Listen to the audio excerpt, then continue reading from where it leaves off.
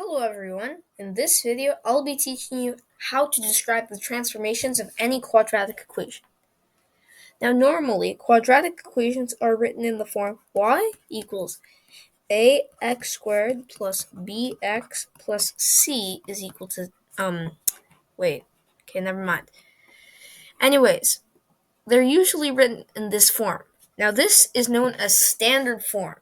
And when describing transformations, standard form is usually very unhelpful, as changing b or c, well, c doesn't really change anything, but changing b could change a lot of things in the graph. So when describing transformations, instead of using this is trash, we use something called vertex form.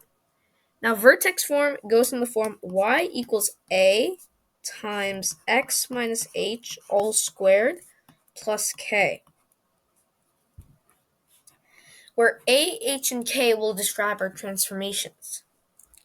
Now, another cool fact about this, just a quick side note, is that if you ignore the minus sign here, h comma k will be the vertex for the quadratic equation. So if I pick 2 times x minus 1 squared plus 3, 1 comma 3 will be the vertex.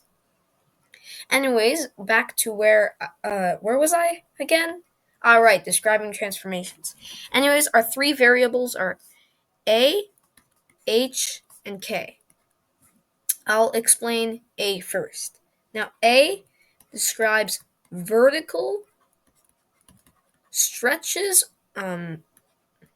stretches or compressions.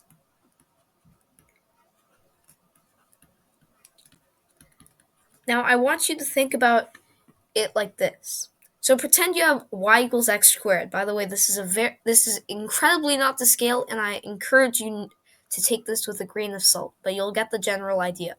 Pretend this is y equals x minus 1 squared. Now, if we were to change a here to, I misspelled that. I was trying to do this quite quickly. If we were to change a here to 2 instead of 1, it would be a vertical compression, and the graph would become tighter and more squeezed together, like this. And if we were to use a as a vertical stretch, it would become wider, like this. Anyways, I will be telling you which values of a change the graphs like this. Now, our first case will be a, the absolute value of a, is greater than 1. Now, this is known as a vertical compression because you're vertically compressing the graph to make it look narrower. Let me just fix this a bit. Because you're vertically compressing the graph to make it narrower. So this is vertical compression. Our next case is the absolute value of a is between 0 and 1, which means a is either a fraction or a decimal. This is known as a vertical stretch or expansion. Now, when expressing these in words, we like the correct mathematical terms is vertical compression by a factor of a and vertical stretch by a factor of, once again, a. So if a were to be 0.5, you would say the graph is vertically stretched by a factor of half. Anyways, moving on. The last case is if the absolute is if a, not an absolute value this time, is less than 0. Now, the same rules apply here, except if a is less than 0, then you flip it in the x-axis. So it's reflected in x-axis. So, for example, if a were to equal -2, the absolute value of A is greater than 1, so you'd say it was a vertical compression by a factor of 2. But it would also be reflected in the x-axis, as A itself is less than 0. Moving on to H. Now, H is known as a horizontal translation. Translations are when you move the graph left, right, or up and down. And in 3D, forward or backwards. Now, if H is positive, then we're saying that f of x is translated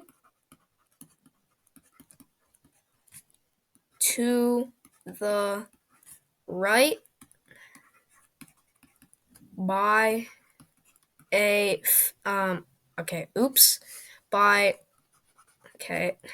by h units.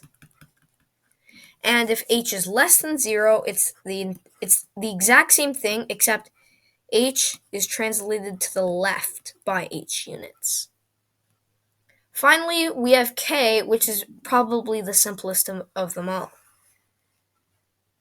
So if k is greater, please erase, don't crash on me. All right, perfect. Now, we've done h and we've done k. We've done h and we've done a. Now we've got k. So if k is less than 0, we have f of x is translated up by k units. And finally, k is less than 0, last but not least, f of x is translated down by k units. I hope you enjoyed this video, and I hope you liked it so far. Now we're going to, please subscribe, by the way. Now we are going to test this on a couple examples. So first of all, we're going to compare these against the simplest of them all, y equals x squared. So our first example is going to be y equals 3x minus 2 squared plus 8. Now pause the video if you really want to try figuring this out yourself. Alright, here's the answer. So here, when y equals x squared, a would be 1, this would be 0, and this would be 0. So 3 divided by 1 is 3. And 3 is positive. So we know that this has it was vertically compressed by a factor of 3. Now it's negative 2. So it's translated 2 units left. And lastly, it's plus 8, and this is 0. So it would be translated 8 units up. And that will give us the equation y equals 3 times x minus 2 squared plus 8. And here's the final example for this video. We are going to be comparing two equations instead of one equation and y equals x squared.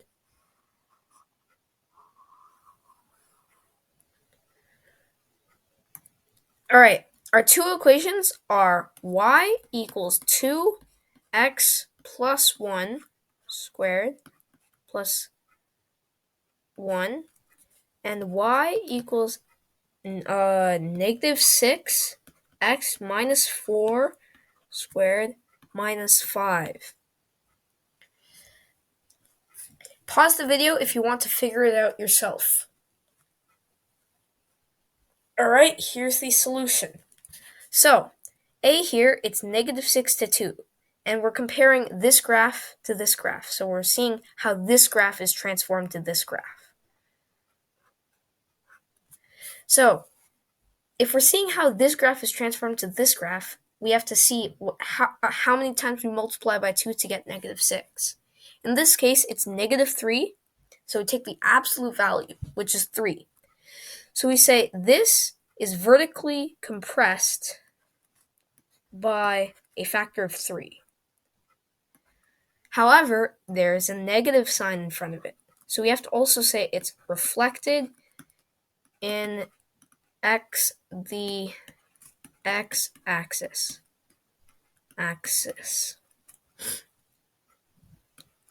Now, this would be 1 unit right and 4 units left. This means we translated it 5 units left. 5 units left. And finally, we're going 1 up, then 6 down to get -5. So 6 units down. I hope you enjoyed this video. Don't forget to subscribe and like, and I'll see you in the next one.